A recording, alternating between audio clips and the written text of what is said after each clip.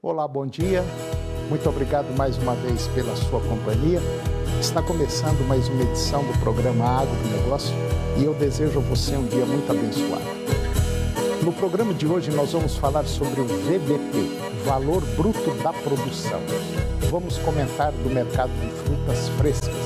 Você vai ver como andam os projetos de um dos grandes restaurantes de fast food do Brasil, o Girafas.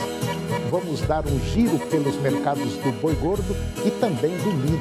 E você vai ver que a Apex Brasil e a Câmara Árabe querem promover alimento brasileiro no mundo islâmico.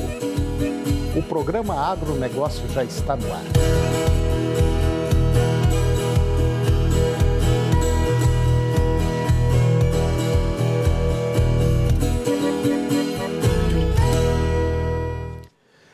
Eu começo o programa de hoje falando sobre o valor bruto da produção. O VBP, ele mostra a evolução do desempenho das lavouras e da pecuária ao longo do ano e corresponde ao faturamento bruto dentro do estabelecimento, ou seja, da fazenda. Calculado com base na produção da safra agrícola e da pecuária e nos preços recebidos pelos produtores nas principais praças do país, dos 26 maiores produtos agropecuários do Brasil, o valor real da produção descontada a inflação é obtido pelo Índice Geral de Preços, Disponibilidade Interna, que é o IGPDI da Fundação Getúlio Vargas. A periodicidade é mensal. E com a previsão de chuvas para 2023, o VBP para o próximo ano é estimado em 1,212 bilhões de reais, 3% acima do projetado para este ano. E conforme informações preliminares, os órgãos federais, como IBGE e CONAB, apontam que as condições climáticas serão melhores em 2023, o que é bom para a agricultura. Conforme previsão da CONAB, as lavouras de soja, elas devem se expandir sobre as áreas de pastagens degradadas, apresentando uma boa recuperação da produção de grãos no ano que vem. E agora vamos comentar sobre o mercado de frutas frescas. As exportações brasileiras de frutas frescas, elas atingiram recorde em 2021, tanto em volume quanto em receita, favorecidas pelos avanços comerciais e produtivos do setor. Porém, em 2022, o resultado final dos embarques, apesar de ser muito otimista, não se sustentará o recorde obtido no ano anterior. Segundo dados da Secretaria de Comércio Exterior, a SECEX, o Brasil exportou a todos os destinos 614 mil toneladas na parcial do ano, de janeiro a setembro, e teve aí uma queda de 16,7% em relação ao mesmo período do ano passado. Em receita, foram arrecadados quase 585 milhões de dólares, um recuo de 16% na mesma comparação. Ainda que os últimos meses do ano sejam tradicionalmente de envios intensos de importantes frutas da pauta de exportação brasileira, como manga, melão, melancia e uva, o setor não espera a recuperação total do menor desempenho registrado até agora. E agora eu vou comentar sobre um dos grandes restaurantes de fast food do Brasil, que é o Girafas. A pandemia de Covid-19 fez o faturamento do Girafas despencar. De 2019 para 2020, a rede de fast food brasileira viu seu caixa encolher quase 50%, com o movimento de clientes caindo até 80% no período. 2 anos mais tarde, a companhia espera encerrar 2022 com a retomada do crescimento e com faturamento de 800 milhões de reais, o maior em 8 anos. O resultado representaria um aumento nominal sem descontar a inflação de 7% na receita em relação a 2019, no período pré-pandemia. Para o próximo ano, a meta é mais audaciosa. O fundador da companhia, Carlos Guerra, estabeleceu alcançar o seu primeiro bilhão de faturamento. Apesar de o movimento nas lojas ter crescido, a rede de fast food ainda não conseguiu alcançar um crescimento real, ou seja, descontando a inflação para o período. Isso porque, segundo a variação do Índice Nacional de Preços ao Consumidor Amplo, o IPCA, para garantir um crescimento real de 2019 a 2022, a empresa teria que encerrar o ano com faturamento na casa de 900 milhões de reais, para atingir o objetivo de crescimento real e de atingir pela primeira vez um faturamento de 1 bilhão de real, o que representaria um crescimento real de 25% de um ano para o outro. O empresário pretende desembolsar 62 milhões de reais em 2023 em 3 eixos principais: marketing, reforma e abertura de novas unidades. E agora vamos dar um giro pelo mercado do boi gordo. Se mantendo praticamente estável em suas cotações na semana passada, pós-feriado, após 2 das 17 praças monitoradas apresentaram ajustes positivos no mercado físico do boi gordo, Bahia e Paraná. Na Praça Paulista, a arroba do boi comum e do boi China seguem valendo R$ 280, com escalas na média de 7 dias. Na B3, na Bolsa, o contrato com vencimento para novembro de 2022 fechou o dia em R$ 289,95 arroba, passando por um reajuste negativo de 0,53%. Em relação ao mercado internacional, a última semana trouxe perspectivas positivas para 2 mercados importadores que vêm passando por dificuldades, o chinês e o europeu. A flexibilização das medidas contra o Covid-19 na China resultou em valorização tanto do yuan chinês quanto do euro. Entretanto, as consequências da melhoria dos índices econômicos ainda não refletiram nos preços da carne bovina na China, enquanto na Europa os preços registraram alta durante a última semana. E agora vamos comentar sobre o mercado do milho. Com a oferta oferecendo com maior intensidade, o milho retorna próximos dos R$ 83,50 a saca, lá em Campinas, no estado de São Paulo, no mercado físico. Refletindo a alta do dólar na Bolsa Brasileira, o mercado futuro de milho terminou a semana passada no campo positivo na B3, na Bolsa, com alta de 0,6%. O contrato para janeiro de 2023 encerrou o pregão regular, cotado a R$ 87,20 a saca. Apesar do USDA reportar grandes vendas do cereal norte-americano ao México, a inclinação em relação à continuidade do acordo de grãos no Mar Negro pesou sobre as cotações em Chicago, desvalorizando 0,2%. O vencimento para dezembro deste ano terminou a sessão diurna de quarta-feira, dia 16, precificado em 6,6 dólares por bushel. Isso dá algo em torno de 15 dólares e 71 centes por saca de milho. E agora você vai ver que o México abriu seu mercado para a nossa carne suína.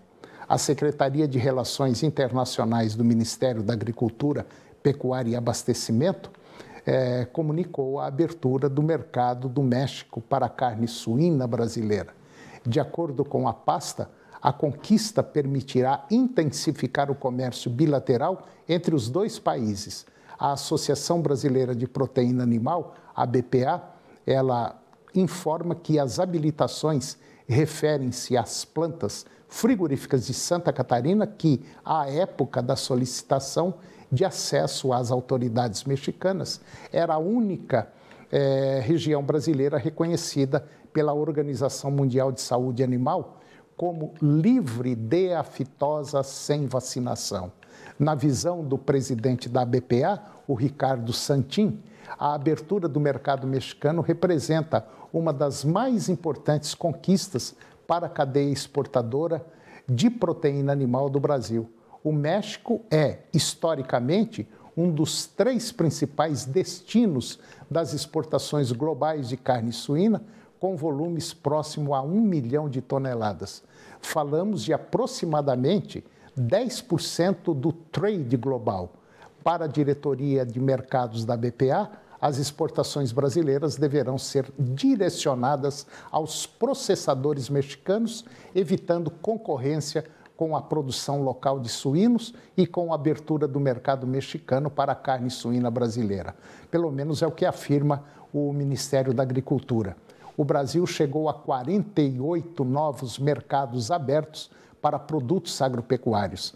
Em 2022, desde 2019, o número de mercados abertos chegou a 234. E agora vamos comentar sobre o meio ambiente, sobre sustentabilidade. Tema esse muito batido na atualidade, haja vista que estamos a um passo de problemas seríssimos em relação às condições climáticas. O ministro do Meio Ambiente, o Joaquim Leite, acredita que o país marca a presença do evento internacional, a COP27, com alguns desafios pela frente. De acordo com ele, é necessário ir em busca de financiamento para a criação de uma nova economia verde, entender adaptações a serem feitas e como lidar com perdas e danos na produção são outros fatores, conforme aponta o integrante do governo federal. Mesmo diante dos desafios, o Brasil já é exemplo na produção sustentável nesse sentido. Ele valorizou o trabalho desenvolvido pelos agricultores brasileiros. Para isso, o ministro tomou como exemplo a mais recente projeção da CONAB, Companhia Nacional de Abastecimento, que indica uma produção recorde de grãos agora em 2023, com estimativa de 313 milhões de toneladas. O ministro do Meio Ambiente, Joaquim Leite, disse que a agricultura brasileira é a agricultura convencional mais regenerativa do planeta. Quando você bate recorde de produção, significa que o produtor cuidou bem do seu solo, fixou carbono,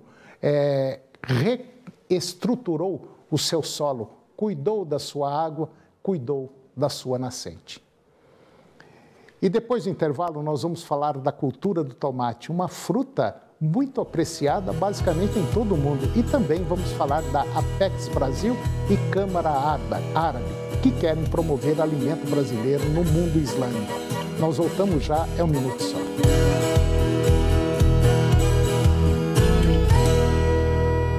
No Jornal do Meio-Dia desta terça-feira, nós vamos mostrar que a Delegacia Estadual do Meio Ambiente está investigando desmatamento e destruição de lagoa para ampliação de área destinada ao plantio de soja em Hidrolândia. E vamos falar de saúde. Novembro Azul continua. Você, principalmente homem, tem cuidado da sua saúde? Foi ao médico fazer o exame preventivo? Todos os detalhes no Jornal do Meio-Dia, que começa às 11h30.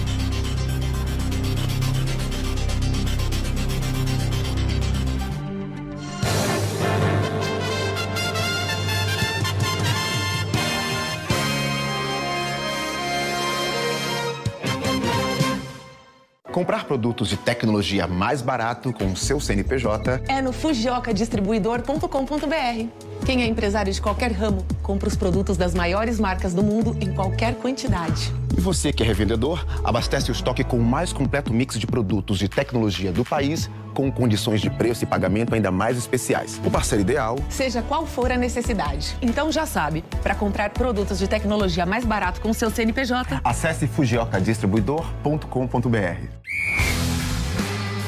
Futebol é amor, paixão, emoção, garra, movimento, sonho, união, trabalho, dedicação, irrigação, amador, profissional, society, jardim, gramado, do início ao fim. Precisou? É Capra! Chegou o Super App da Unimed Goiânia. Sabe o que isso significa? Super acesso à segunda via de boletos e extrato de utilização do plano. Super cartão virtual do titular e dependentes. E o Super Guia Médico no seu celular. Peraí, não acabou não. Tem mais. Muito mais. Plataforma de bem-estar, loja de seguros online para sua casa, carro, viagens e até pronto atendimento virtual. É ou não é super? Baixe agora mesmo e aproveite. Unimed Goiânia, cuidar de você, esse é o super plano. Hoje, 10h15 da noite, programa do Ratinho. Agronegócio. Oferecimento no campo ou na cidade. Safra Irrigação. 3928-4020.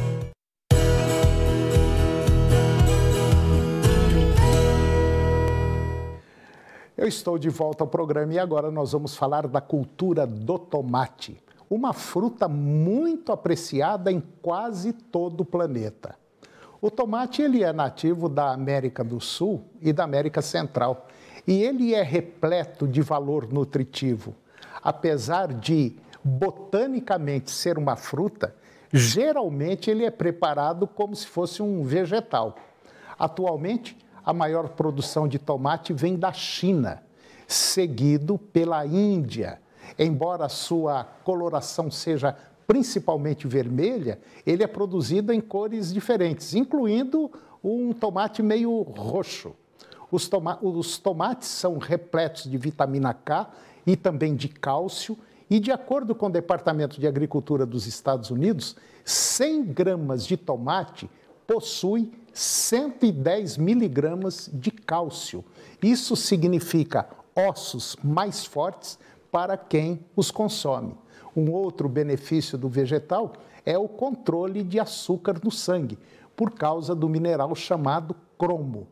Em um artigo publicado na CNN News, a publicação destaca que, além do licopeno, o tomate é uma ótima fonte de vitaminas A e C. E o artigo enfatiza também que os tomates crus são melhores para absorção de vitamina C. Outro benefício citado é que o suco de tomate fresco aumenta os níveis de imunidade. E, por fim, os especialistas citam o tomate para dar brilho no cabelo e também na pele. E agora eu vou conversar com Silvana Sheffield Gomes. A Silvana, ela é diretora de marketing e comunicação da Câmara Árabe. E nós vamos falar de um tema muito interessante, de um relacionamento muito bom, que tem a Apex e a Câmara Árabe. E agora eles querem promover alimento brasileiro no mundo islâmico. Doutora Silvana Sheffield Gomes, muito bom dia, é um prazer tê-la no nosso programa e eu tenho certeza absoluta que esse tema é muito importante. Tudo bem com a senhora? Tudo bem, Antônio, muito bom dia a toda a audiência da TV Serra Dourada. Bom, doutora Silvana Sheffield Gomes, a gente vem observando que no passar dos anos, o relacionamento Brasil e o mundo islâmico vem crescendo muito. Vem assim num ritmo que eu diria, vamos dizer assim, um ritmo que chega às vezes a ser até meio anormal em relação à situação normal que a gente vive. E é um relacionamento em crescimento, né? Porque o mundo islâmico vem crescendo muito, né? exatamente. A gente tem um mercado consumidor com grande potencial para negócios, aí, falando globalmente, né? Sim. Para quem não sabe muito sobre esse mercado, nós temos em torno de uma população global que é islâmica e que soma já 2 bilhões de pessoas, né? Um mercado que tem um potencial de consumo aí só de alimentos e bebidas de 1,3 trilhões de dólares anualmente. Então, um grande mercado consumidor. E a gente tem mesmo essa aproximação acontecendo, dada a quantidade de ações de promoção que os países estão fazendo, e aí eu coloco não só as ações voltadas à promoção comercial, promoção de negócios, feiras internacionais, mas eu estou falando dos grandes mega eventos que a gente tem acompanhado aí nos países árabes e que trazem oportunidades de inserir marcas brasileiras também. E para que a audiência conheça um pouco mais sobre esse mercado, a gente tem dentro desse mercado consumidor islâmico os 22 países membros da Liga Árabe, que a nossa Câmara representa, e que estão localizados no norte da África, na região do Levante e no Golfo Arábico.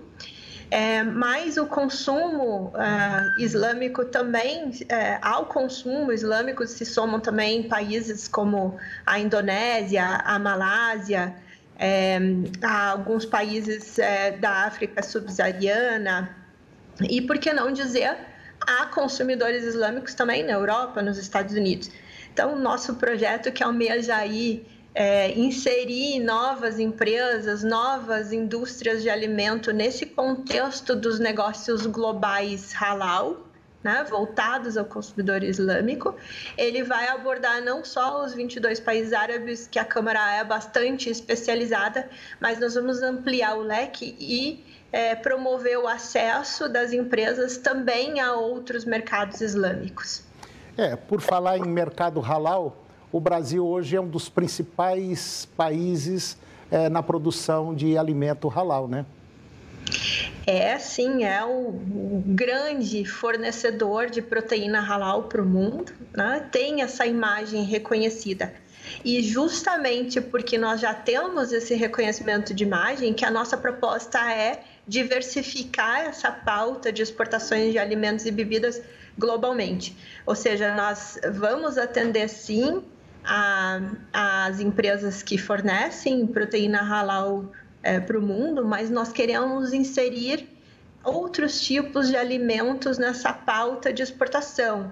Vemos oportunidades aí para vários setores industriais que têm alcançado outros países e que esse projeto procura qualificar para acessar o mercado halal. Qualificar, fornecendo informações sobre como essas empresas, essas outras indústrias de diversos tipos de alimentos podem adaptar sua planta produtiva e atender os requisitos desse mercado, que estão relacionados a questões regulatórias, mas muito mais ao estilo de vida do consumidor islâmico, as exigências desse consumidor, né, que atendam seus critérios de lifestyle, de segurança do alimento, de garantia da rastreabilidade desse alimento, de toda a cadeia produtiva.